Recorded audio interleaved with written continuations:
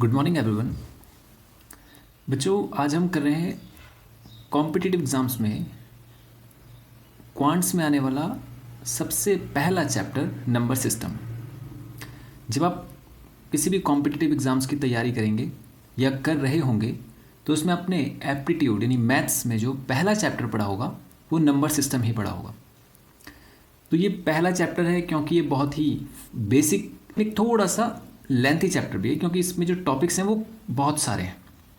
तो आज हम उन बहुत सारे टॉपिक्स में से एक टॉपिक टाइप्स ऑफ नंबर्स और कितने तरीके से नंबर्स को बोला जाता है, उनकी वैल्यूज़ के बारे में, और जो नंबर्स से रिलेटेड जो बेसिक फंडामेंटल्स हैं उनको कवर अप करने की कोशिश करेंगे कि मैक्सिमम जो है इसी वीडियो में कवर हो जाए।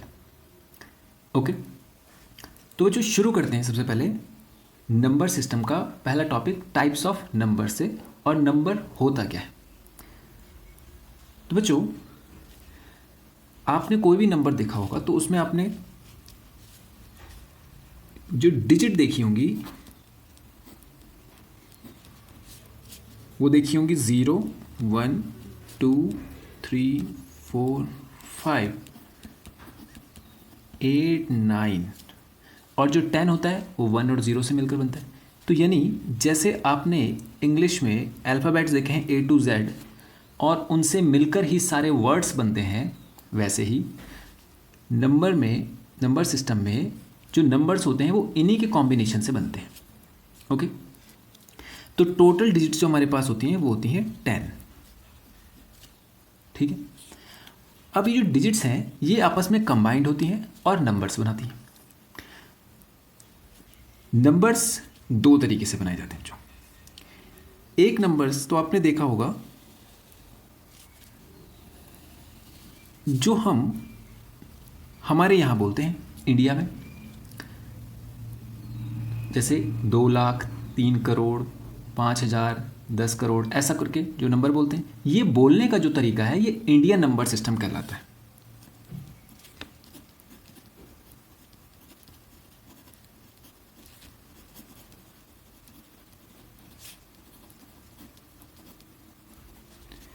और आपने YouTube वीडियोस के नीचे जो व्यूज़ वाला ऑप्शन होता है या लाइक वाला ऑप्शन होता है बच्चों, वहाँ पर आपने देखा होगा 1K, 2K, 2M और किसी में 1B, 2B ऐसा देखा होगा। ये जो तरीका है बच्चों ये कहलाता है इंटरनेशनल नंबर सिस्टम।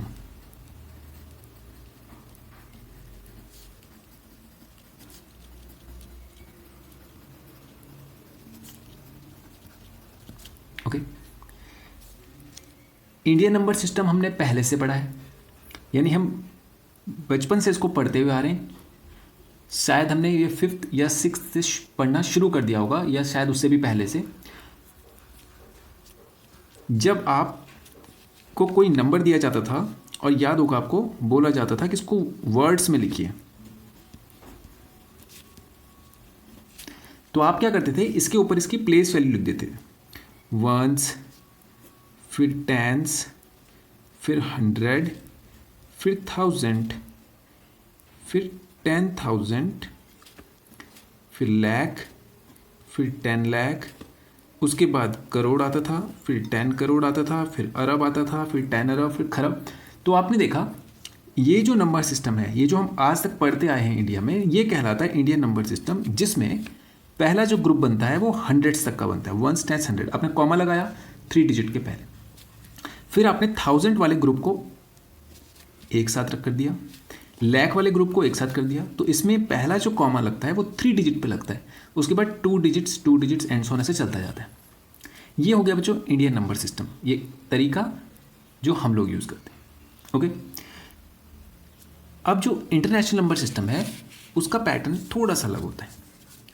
सबसे पहले उसमें 1s, फिर आता है 10s, उसके बाद 100 के बाद आता है बच्चों 1000 के बाद 10,000 और 10,000 के बाद 100,000।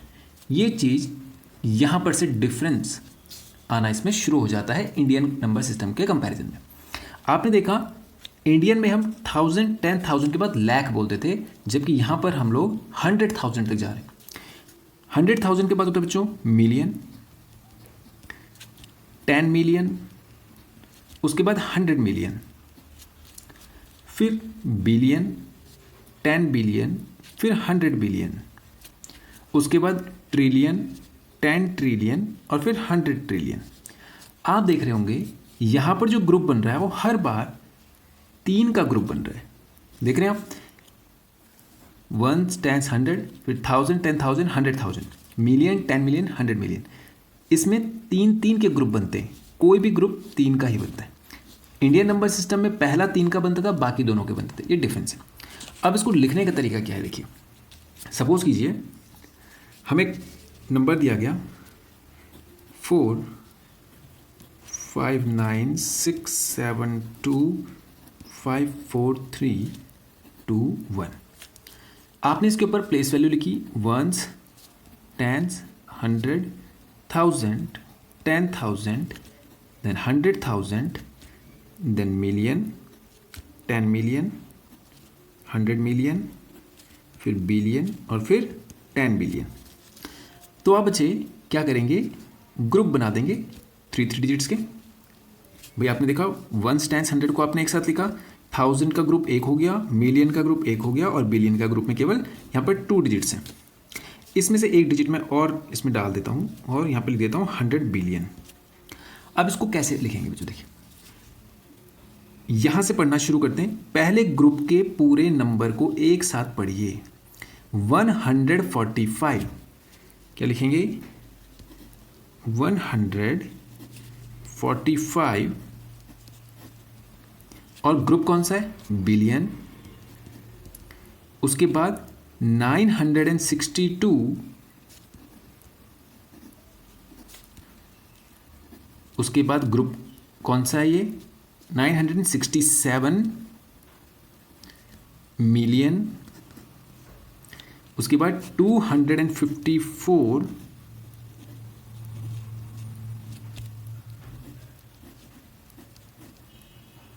1000 321।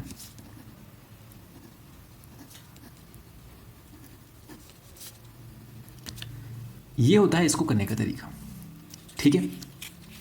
अब जो ये जो 2 नंबर सिस्टम है, इंडियन और इंटरनेशनल, इसमें जो वैल्यूज होती हैं देखिए, अगर मैं इसका वैल्यूज बोलूँगा तो यहाँ पर मैं लाख, करोड़, अरब इन वर्ड्स का यूज़ करूँगा। यहाँ पर बोलूँगा तो मिलियन, बिलियन, ट्रिलियन ऐसे वर्ड्स का यूज़ करूँगा। तो ये जो वैल्यूज़ हैं जो हमने नंबर्स के ऊपर रखी थी, इनको कहते हैं इन नंबर की प्लेस की वैल्यू। यानी जैसे ये देखिए यहाँ पर ये है वंस, वंस का मतलब क्या है, ये जो नंबर है इस नंबर की जो जगह है उसका वैल्यू है 1। और ये जो नंबर है 2, इसकी जगह की वैल्यू है टेंस। मतलब आप इसे क्या बोलेंगे, 20। 20 का मतलब एक तो 1 होगा इसमें, 21 में 1 होगा, और 20 यानी 2 × 10। समझ रहे हैं आप, यानी यहाँ पर ये जो 2 है ये सिंपल 2 नहीं है।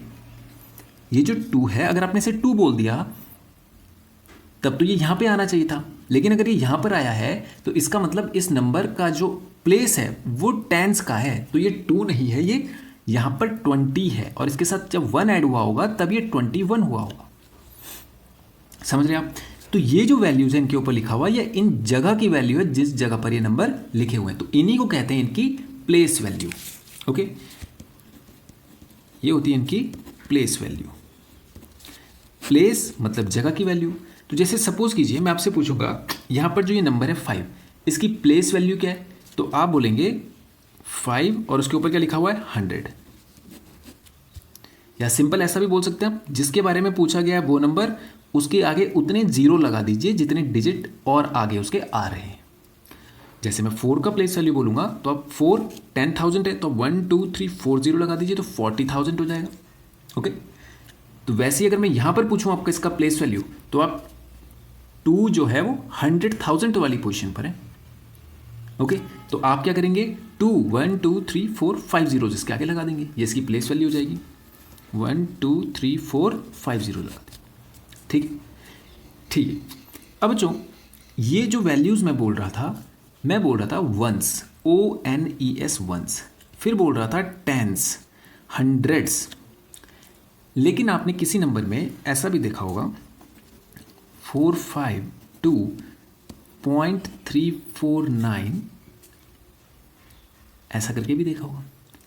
ये वैल्यूज़ तो हमें समझ में आती हैं, ये वंस है, ये टेंस है और ये हंड्रेड्स है, ठीक है।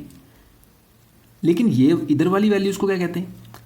ये बच्चों जो डेसिमल के बाद जो नंबर आया है वो असल में आया होगा, इसलिए सपोज कीजिए इसको अलग लिखिए तो ये क्या रहा होगा, ये 3/10 रहा होगा, तभी तो 0.3 आया। इन दोनों को लीजिए 0.34, तो ये हटेगा तो इसका मतलब यहाँ पर 34/100 रहा होगा। तो इसका मतलब ये है कि इस जगह की जो वैल्यू है ये अपॉन 10 वाली वैल्यू है, यानी ये रहा होगा 3/10, ये रहा होगा 2 × 1, ये रहा होगा 5 × 10, 4 × 100, लेकिन ये आ गया 3/10, 4/100, 9/1000। तो इसका जो वैल्यूज होता है उनको लिखने का तरीका होता है 10th, ये इसका 10th पार्ट है, ये इसका 100th है, ये 100th पोजीशन पे आया क्योंकि 400th बोलोगे आप, 9 ये 1000th हो गया। आगे समझ में? तो इस तरह से प्लेस वैल्यूज आगे चलती जाएंगी और इधर से ये इधर चलती जाएंगी, ठीक है। तो प्लेस वैल्यू तो आपको समझ में आ गया कि इस जगह की वैल्यू को कहेंगे प्लेस वैल्यू। अब एक और टर्म आता है बच्चों, फेस वैल्यू। फेस मतलब चेहरा, तो उसकी शक्ल के बारे में बात की जा रही है, उसकी जगह के बारे में नहीं। तो अगर मैं आपसे पूछूंगा यहाँ पर ये नंबर है, इसकी फेस वैल्यू क्या है, तो वो 6 ही है। इसका चेहरा कैसा दिख रहा है भाई, 6 के जैसा दिख रहा है। इसका कैसा दिख रहा है, 7 की तरह दिख रहा है। तो फेस वैल्यू क्या होती है, वो नंबर अपने आप ही होता है जिसके बारे में पूछा जाता है। समझ में आ गया? तो जिसके बारे में पूछा जाएगा फेस मतलब उसका चेहरा कैसा है, तो कि चेहरे की वैल्यू। प्लेस के बारे में पूछा जाएगा तो उस जगह की वैल्यू, ठीक है। अब बच्चों ये तो हो गया नंबर का किस तरीके से लिखा जाता है। अब आपने पढ़ा होगा बहुत सारे टाइप्स के नंबर, जैसे आपने नेचुरल नंबर पढ़ा होगा। ये सब नंबर होते कितने टाइप्स के हैं अब हम पढ़ेंगे उनके बारे में। तो नेक्स्ट टॉपिक है हमारा टाइप्स ऑफ नंबर्स।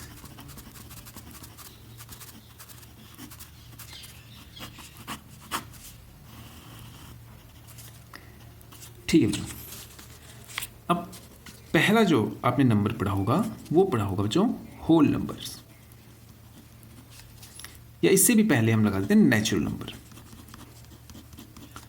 सबसे पहले नेचुरल नंबर।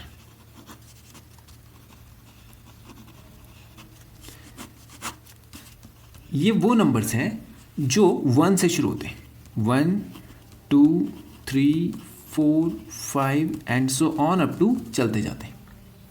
यहां पर देखिए केवल ये ही नंबर नेचुरल नंबर होते हैं।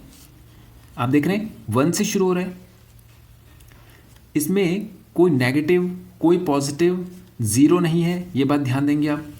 तो नेचुरल नंबर वो काउंटिंग नंबर्स हो गए जो 1 से शुरू होते हैं, ठीक है।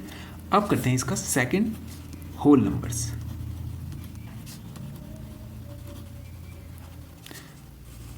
होल नंबर्स बच्चों नेचुरल नंबर के साथ ही होता है शुरू, और ये 0 से शुरू होता है, लेकिन बिल्कुल नेचुरल नंबर पे अगर आप 0 को और लगा दें तो ये बन जाता है हमारा होल नंबर, ठीक है। अब जरा इन दोनों में एक बात नोटिस कीजिए, अगर मैं आपसे पूछूं क्या सभी नेचुरल नंबर होल नंबर होते हैं, ध्यान से देखिए, क्या सभी नेचुरल नंबर होल नंबर होते हैं? बिल्कुल, कोई सा भी नेचुरल नंबर उठा लीजिए वो होल नंबर होगा। लेकिन क्या सभी होल नंबर नेचुरल नंबर होते हैं? ये सारे जो होल नंबर्स हैं क्या ये नेचुरल नंबर हैं? बिल्कुल नहीं। अगर आपने 0 को देखा तो 0 क्या एक नेचुरल नंबर है? नहीं है। तो क्वेश्चन पे आप ध्यान से देखेंगे, क्वेश्चन अगर आएगा सभी नेचुरल नंबर होल नंबर्स होते हैं, बिल्कुल सही। क्या सभी होल नंबर्स नेचुरल नंबर होते हैं? गलत। कैसे? 0 नहीं होता। तो अगर एक्सेप्ट 0 बोल रहा है, अदर देन 0 बोल रहा है, तब सही होगा, अदरवाइज वो गलत होगा, ठीक है बच्चों। अब करते हैं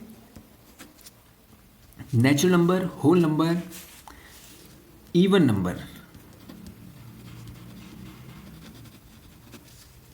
इवन नंबर्स कौन से होते हैं? जो 2 से डिवाइड हो जाते हैं, 2, 4, 6, 8, 10, या आप ऐसा समझ सकते हैं जिनके 2 बराबर हिस्से हो जाएं बिना डेसिमल के, वो इवन नंबर्स होते हैं। इसके 2 बराबर हिस्से हो सकते हैं, जैसे 3 आप लेंगे तो 3 के 2 बराबर हिस्से नहीं हो सकते विदाउट डेसिमल, 1.5 आएगा, तो डेसिमल में नहीं होना चाहिए, पूरे पूरे हिस्से होने चाहिए। जैसे 2 का 1 1 हो गया, 4 का हो गया 2, 6 का हो गया 3, इनको कहते हैं even numbers. Odd numbers, odd numbers होते हैं बच्चों जो 2 के टेबल में नहीं आते, 1, 3, 5, 7, 9 एंड सो ऑन। आपने देखा होगा ये 2 के टेबल में नहीं आते, ये कहलाते हैं हमारे ऑड नंबर्स। ओके, अब इसके बाद आएगा prime numbers.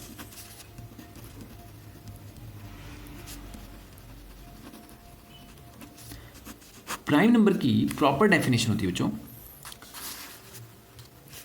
Number which can divisible by 1 and itself। वो नंबर जो अपने आप से और 1 से डिवाइड होता हो, वो नंबर प्राइम नंबर कहलाता है। यानी इसके मैक्सिमम 2 फैक्टर होने चाहिए।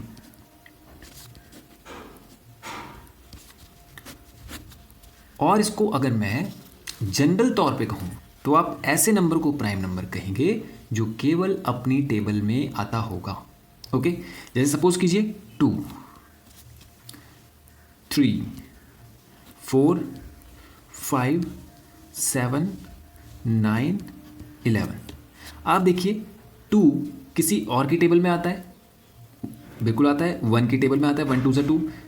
और किसके टेबल में आता है? 2 के टेबल में आता है। क्या और किसी तीसरे के टेबल में आता है? नहीं। तो इसका मतलब ये एक प्राइम नंबर है। 3 1 के टेबल में आता है और अपने टेबल में आता है, ये एक प्राइम नंबर है। 4 1 के टेबल में आता है, 2 के टेबल में आता है और 4 के टेबल में आता है, इसका मतलब ये प्राइम नंबर नहीं है। तो बच्चों एक चीज़ आपने नोटिस करी होगी कि 1 तो सभी को डिवाइड कर रहा है, तो जो इसकी जनरल डेफिनेशन हो गई वो ये हो गई कि ऐसा नंबर जो केवल अपने टेबल में आता हो वो हो गया हमारा प्राइम नंबर। लेकिन इस डेफिनेशन को क्लियर बोलने की हमारे पास एक वजह है, हम चाहते हैं उसमें उसके 2 फैक्टर होने ही चाहिए, जैसे 1 और इटसेल्फ। ऐसा क्यों? सपोज कीजिए 1 एक प्राइम नंबर नहीं है। क्यों? क्योंकि 1 अपने टेबल में तो आता है, 1 1 1, लेकिन और किसी के टेबल में नहीं आता। तो इसलिए हम यहाँ पर 2 फैक्टर लेके चल रहे हैं ताकि आपका जो आंसर है वो कभी गलत ना हो। डेफिनेशन गलत हो जाएगी तो फिर उसका रिजल्ट भी गलत हो जाएंगे।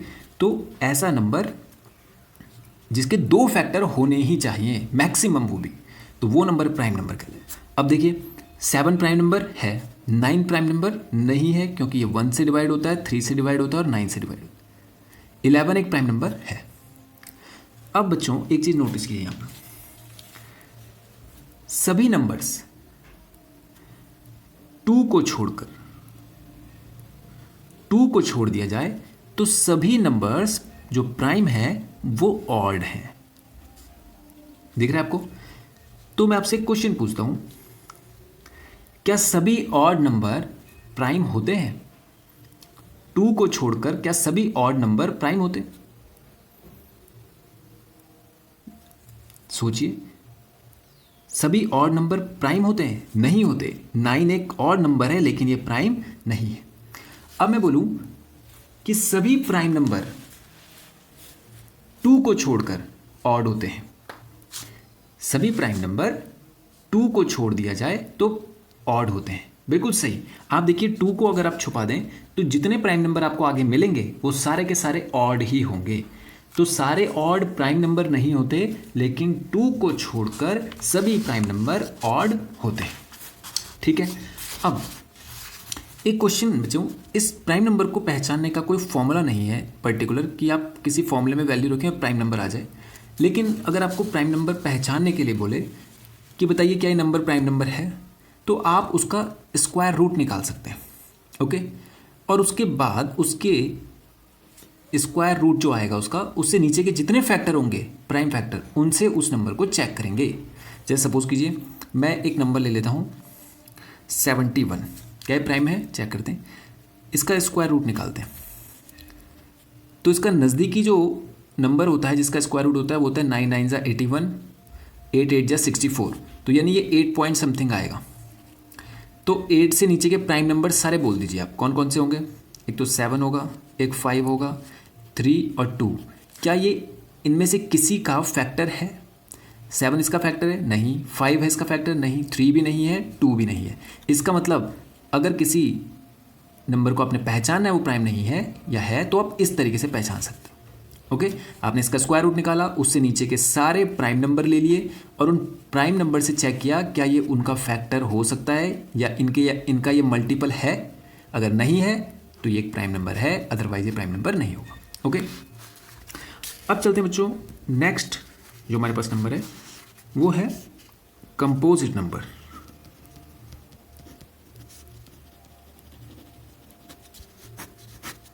कंपोजिट नंबर होता है बच्चों प्राइम का ठीक रिवर्स। आप इसका उल्टा समझ लीजिए, रेसिप्रोकल समझ लीजिए, इनवर्स समझ लीजिए। प्राइम का मतलब होता था जिसके मैक्सिमम 2 फैक्टर हों, और कंपोजिट नंबर का मतलब होता था जिसके मिनिमम 2 से ज़्यादा फैक्टर हों। यानी a number which can divisible by minimum 3 factors, 3 of its factors is composite। कहने का मतलब है ये 3 नंबर से डिवाइड होना ही चाहिए, 3 नंबर से। जैसे सपोज कीजिए पहला जो कंपोजिट नंबर है, सपोज कीजिए आप 2 ले लीजिए, तो 2 का फैक्टर तो होता है 1 और 2, तो मैक्सिमम कितने फैक्टर हुए? 2 फैक्टर हुए। अब ऐसा करते हैं, मैं 0 को देख लेता हूँ। तो 0 किस किस से डिवाइड होता है? 1 0 0, 2 0 0, 3 0 0, 4 5, ये तो सबसे डिवाइड हो रहा है। इसका मतलब ये कंपोजिट नंबर है। इसलिए अपनी डेफिनेशन में हम एक वर्ड और जोड़ेंगे, जो नंबर होगा वो नेचुरल होना चाहिए, नेचुरल होना चाहिए। इसीलिए अब ये 0 हम लेंगे ही नहीं। तो पहला कंपोजिट नंबर क्या हो गया? 1 नहीं हो सकता क्योंकि इसका अपना फैक्टर ये खुद होता है। 2 नहीं हो सकता, 3 नहीं हो सकता, 4 हो सकता है। 1 2 और 4, यानी पहला जो कंपोजिट नंबर हो गया वो हो गया हमारा 4। उसके बाद 5 नहीं हो सकता, 6 हो सकता है। 6 के कौन कौन से फैक्टर हो गए? 1 2 3 एंड 6। ओके, तो वो नंबर जिनके 2 3 या 3 से ज़्यादा फैक्टर हों वो नंबर कहलाते हैं हमारे कंपोजिट नंबर, और वो नेचुरल भी होना चाहिए। ठीक है, अब चलते हैं बच्चों नेक्स्ट नंबर पे। Next type of number, this is integer. Integer होता है बच्चों माइनस से लेकर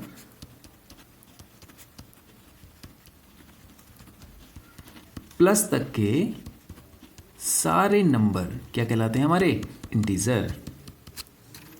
-5 -4 -3 -2 -1 0 1 2, ये सारे के सारे क्या कहलाते हैं? इंटीजर। और आप इधर से देख रहे होंगे कि इधर की तरफ जाने पर ये नंबर बढ़ रहे हैं, इधर की तरफ जाने पर ये घट रहे हैं। तो इट मीन्स अगर मैं एक नंबर लाइन लूँ और उसमें इनको देखूँ तो ये 0, तो जब हम राइट हैंड साइड की तरफ जाते हैं तो नंबर इंक्रीज होते हैं, और जब हम लेफ्ट हैंड साइड की तरफ जाते हैं तो नंबर डिक्रीज होते हैं। ठीक है, तो कोई भी नंबर अगर किसी के राइट में है तो वो उससे बड़ा ही होगा, अगर कोई नंबर किसी के लेफ्ट में है तो वो उससे छोटा ही होगा। जैसे -4 और 0 में आप देखिए लेफ्ट में कौन सा है? -4 है, तो -4 छोटा होगा। राइट में कौन सा है? 0, तो 0 बड़ा होगा। तो जो नंबर राइट में होगा वो हमेशा बड़ा होगा नंबर लाइन पे, अगर वो इंटीजर की बात कर रहा है तो। ठीक है, अब है बच्चों इंटीजर के बाद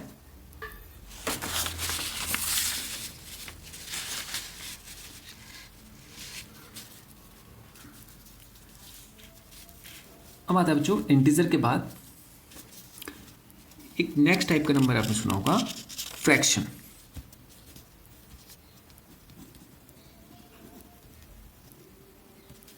फ्रैक्शंस क्या होते हैं? देखिए, नंबर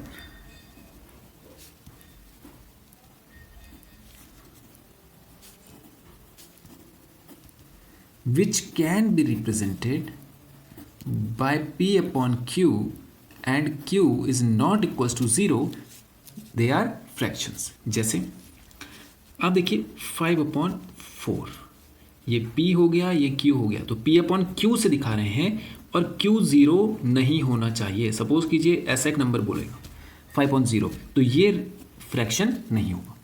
ये आपने प्रीवियस देखो, ये 5th और 6th में हमने किया था बच्चों, याद है? फ्रैक्शन बनाते थे हम लोग, तो हम बोलते थे ऐसे शेप जो इक्वल पार्ट में डिवाइड हो उनके फ्रैक्शन बनते थे, तो हम इसको शेड करते थे, याद होगा आपको. तो इसका फ्रैक्शन बनाने के लिए मैं कहा जाता था, तो हम बोलते थे 1 2 3 4 5 6 7 8 पार्ट, तो 1 शेड है टोटल 8 में से, तो ये इसका फ्रैक्शन हो गया 1/8. ओके, तो फ्रैक्शंस वो होते हैं जो p अपॉन क्यू की फॉर्म में लिखे जाते हैं. ठीक है, अब बच्चों ये 0 नहीं होना चाहिए, ये कंडीशन तो हो गई. दूसरी बात, फ्रैक्शन कभी भी नेगेटिव नहीं होते, ये बात आप ध्यान रखेंगे. अगर वो नेगेटिव है तो वो फ्रैक्शन नहीं होगा. जैसे मान लीजिए मैं 7/5 बोलूँ, तो ये फ्रैक्शन नहीं. 5 एक फ्रैक्शन है, केवल 5. यस, क्योंकि डिनोमिनेटर में आप 1 बाय डिफॉल्ट ले सकते हैं, तो अपॉन में 1 लगाया जा सकता है, तो ये भी एक फ्रैक्शन है. अब ये फ्रैक्शन के भी टाइप्स होते हैं. जैसे आपने देखा होगा लाइक फ्रैक्शन, अनलाइक फ्रैक्शन. जैसे आपने देखा होगा ये हो गया 4/7, 9/7, 11/7. तो जिनके डिनोमिनेटर इक्वल होते हैं उनको कहते हैं हम लोग लाइक फ्रैक्शंस. ठीक है, और डिनोमिनेटर अनइक्वल है, ऊपर वाला भी चेंज है, इससे कोई फर्क नहीं पड़ता, वो अनलाइक हो जाएगा. जैसे 5/3, 2/7 एंड सो ऑन. तो आप ये देख रहे होंगे ये अनलाइक फ्रैक्शंस हैं. ठीक है, एक आपने इक्विवेलेंट फ्रैक्शन सुना होगा बच्चों. इक्विवेलेंट का मतलब होता है जिनकी वैल्यूज इक्वल हो. जैसे आपने देखा 4/5 एक फ्रैक्शन था, और हमने इसमें ऊपर भी 2 से और नीचे भी 2 से मल्टीप्लाई कर दिया, तो 4 2 8 एंड 5 2 10. तो यानी ये जो पहला हमारे पास फ्रैक्शन था 4/5 और दूसरा जो आया 8/10, ये दोनों का वैल्यू एकदम बराबर है. ओके, यानी 4/5 जो है वो 8/10 के बिल्कुल बराबर है. आप चेक कर लीजिए, 2 4 8, 2 5 10, दोनों का वैल्यू सेम है. तो इनको कहते हैं इक्विवेलेंट. आपको दिखने में एक जैसे ना लगे, लेकिन जब आप इनको सिंप्लीफाई करेंगे तो आपको ये एक जैसे दिखेंगे. इनको कहते हैं इक्विवेलेंट फ्रैक्शंस. ओके, अब चलते हैं बच्चों आगे. अच्छा, एक चीज़ मुझे और ध्यान आ गई, प्राइम में हमने एक चीज़ रह गई बच्चों, उसको भी देख लेते हैं. आपने ट्विन प्राइम और को प्राइम पढ़ा होगा.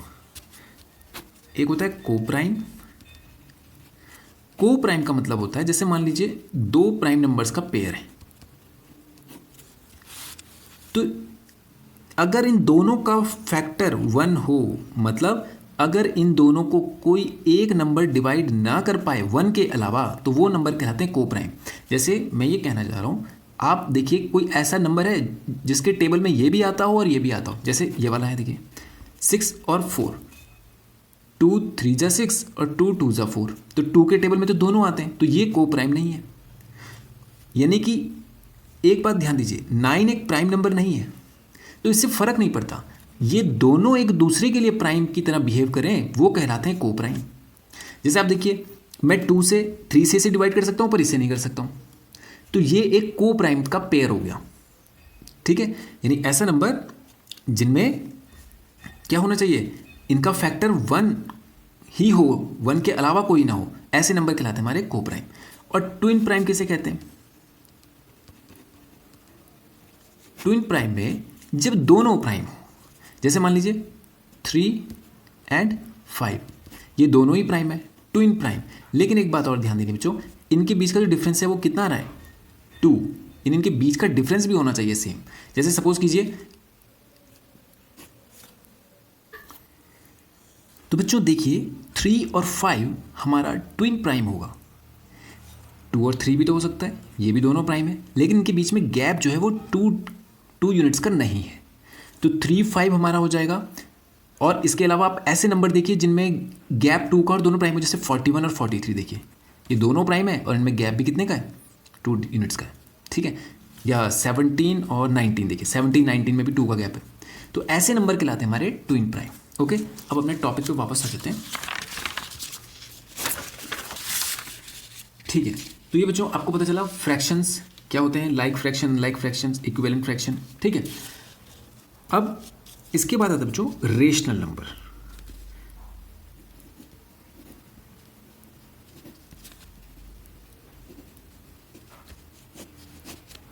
रेशनल नंबर होता है बच्चों ऐसे नंबर्स जो P/Q की फॉर्म में लिखे जा सकते हैं।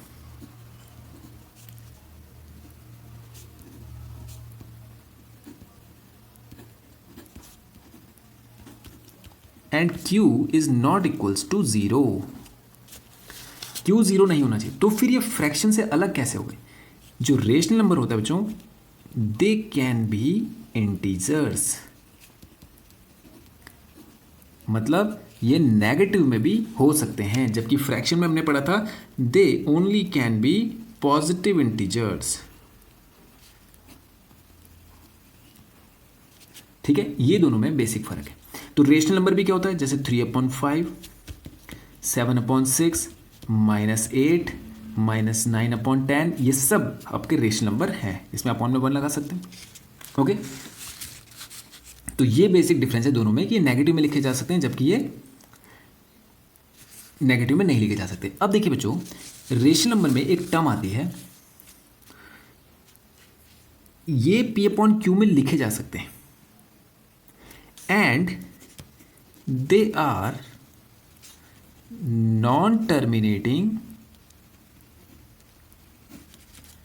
And repeating decimals.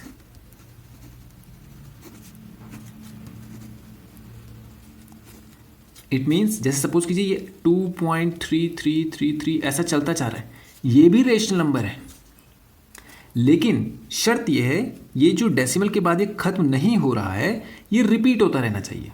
देख रहे हैं आप, 333 रिपीट हो रहा है, या ऐसे बोलूँ मैं 4.273427342734 एक बैच लगातार रिपीट हो रहा है, तो ये रेशनल नंबर होगा।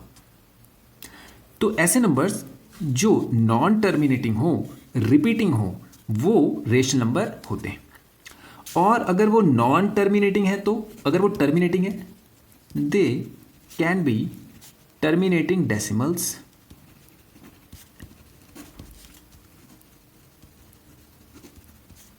जैसे 2.43, तो ये तो हो ही सकता है, हम डेसिमल हटा दें, नीचे 2 0 लगा दें, तो ये तो आपको P/Q में दिख ही रहा हो, दिख रहा है। तो ये रेशनल नंबर होता है। जो डेसिमल के बाद खत्म हो जाए वो भी, जो डेसिमल के बाद खत्म ना हो लेकिन लगातार रिपीट करे वो भी रेशनल नंबर है। ओके, तो बच्चों एक क्वेश्चन है, क्या पाई एक रेशनल नंबर होगा? इसका वैल्यू आपने पढ़ा होगा 22/7। ये एक रेशनल नंबर नहीं है। क्यों नहीं है? क्योंकि ये एक इर्रेशनल नंबर है। तो नेक्स्ट हमारा जो टॉपिक हो गया वो हो गया इर्रेशनल नंबर। इर्रेशनल नंबर क्या होता है? देखिए, which can not be represented by P/Q, जो P/Q में चेंज ही ना किए जा सके। जैसे सपोज कीजिए मैं यहां पर एक नंबर लेता हूं बच्चों, 3.3333 एंड सॉन चलता जाएगा। आपने ये बहुत बार सॉल्व किया होगा, क्वेश्चन के बीच में बहुत बार आया होगा। आपने 10/3 को अगर आप सॉल्व करें तो 3 3 ज़ा 9, रिमाइंडर बचेगा 1, अगेन 10 हो जाएगा, 3 3 ज़ा 9। देखा आपने? यानी ये जो 3.33 है ये 10/3 ही तो है।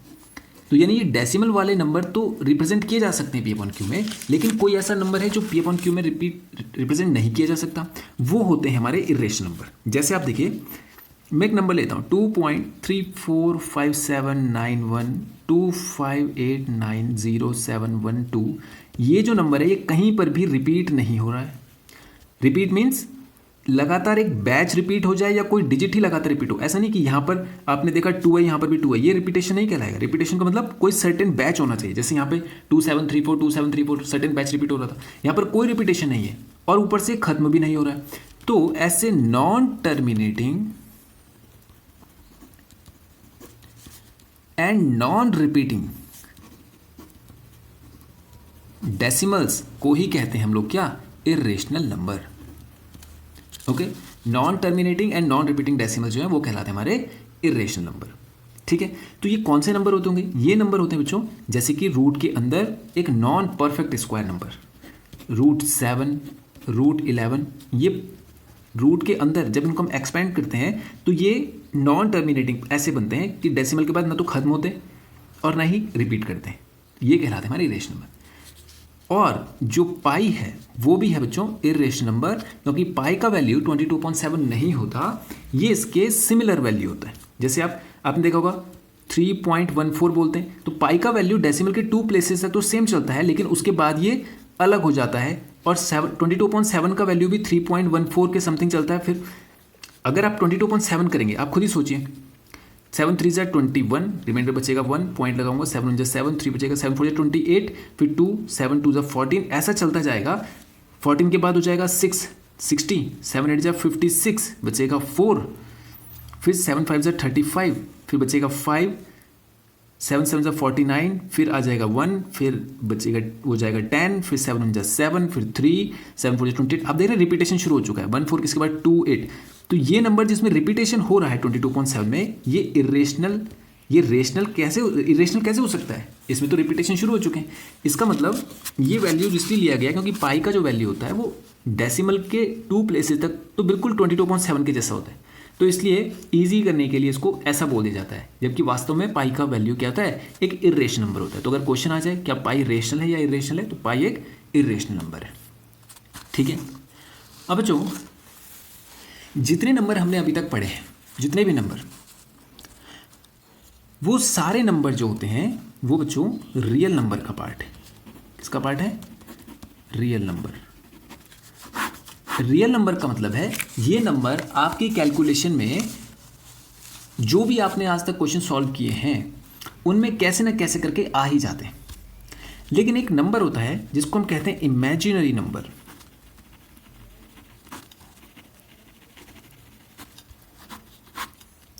इमेजिनरी नंबर देखिए, मैं रूट के अंदर -2 लिख दूं, आप बताइए क्या इसको सॉल्व किया जा सकता है? इसके आगे ये 2 को कैसे बाहर लाया जाए? अंदर ये कैसे आ गया ये तो हम बता सकते हैं,